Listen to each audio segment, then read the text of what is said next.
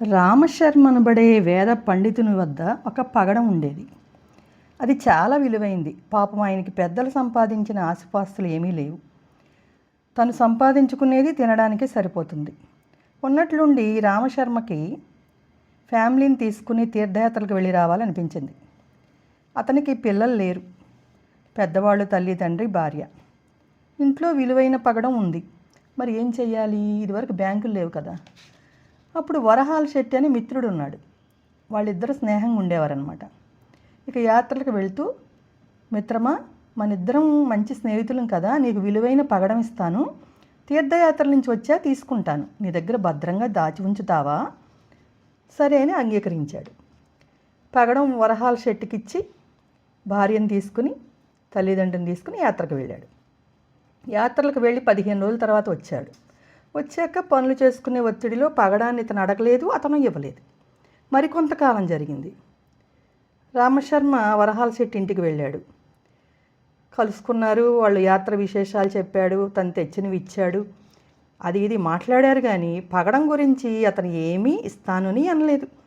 రామశర్మ ఏమనుకున్నాడంటే, ఏంటి ఇతను మాట్లాడకుండా ఊరుకుంటున్నాడు, నమ్మకమైన మిత్రుడు కదా, పోన్లే తర్వాత అడుగుదాం, పనిలో ఉన్నాను కదా నేను కూడా, నా ఇంట్లో ఉంటే ఏమైంది, నా ఫ్రెండ్ ఇంట్లో ఉంటే ఏమైంది, పగడం తీసుకోవచ్చులే అనుకున్నాడు.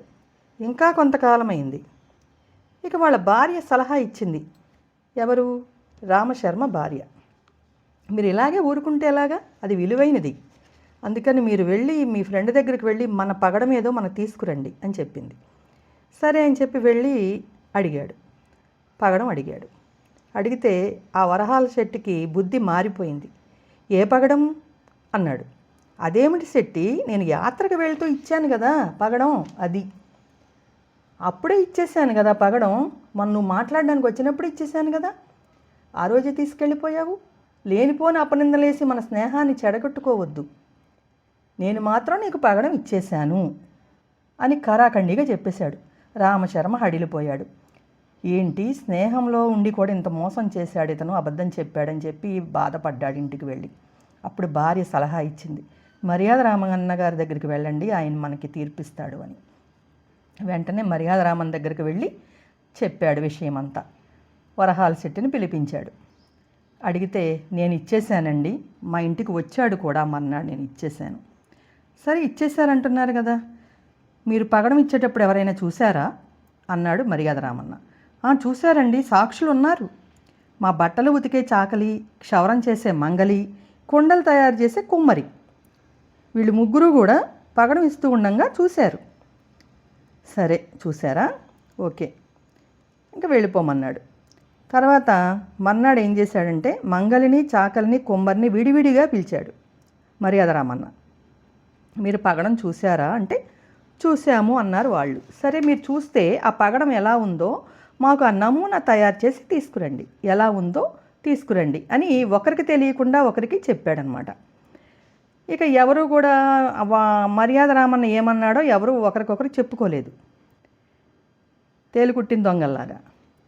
ఇక ముగ్గురు వెళ్ళిపోయి సీక్రెట్గా ఆ నమూనాలు తయారు చేసుకుని వచ్చారు. మంగళ ఏం తీసుకొచ్చాడు? కత్తికి పదును పెట్టి రాయి. అంటే అతను కత్తి కదా, పని చెప్తాడు క్షవరం చేసేటప్పుడు. కత్తికి పదును పెట్టే రాయి అంత నమూనాను తయారు చేసుకొచ్చాడు. కమ్మరి ఇటుక రాయి పరిమాణంలో ఉండే తీసుకొచ్చాడు. కమ్మరి చేసే పని అది.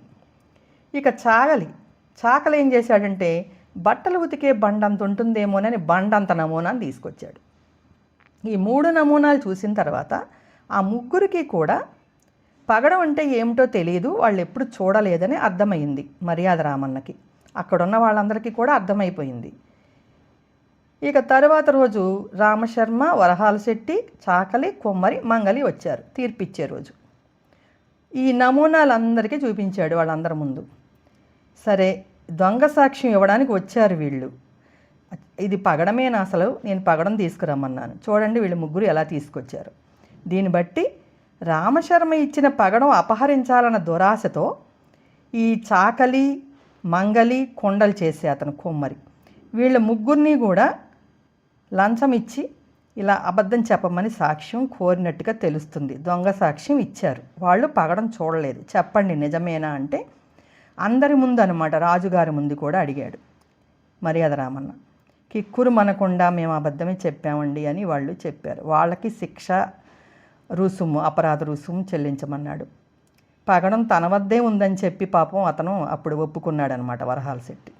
అతనికి శిక్ష పడింది, జైలు శిక్ష కొన్నాళ్ళు, మళ్ళీ విడిగా కొంత డబ్బు కూడా ఇవ్వాల్సి వచ్చింది.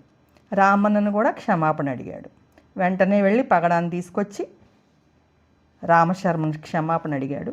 రామశర్మకి ఇచ్చేశాడు వరహాల శెట్టి. సభలో వాళ్ళందరూ కూడా, తీర్పు వినడానికి వచ్చిన వాళ్ళందరూ కూడా చాలా ఆశ్చర్యపోయారు. భలే చెప్పారండి మీరు తీర్పు కరెక్ట్గా అని చెప్పి అందరూ కూడా ఆనందించారు. ఇక రామశర్మ కూడా ఆనందంగా ఇంటికి వెళ్ళాడు తన పగడం తీసుకుని.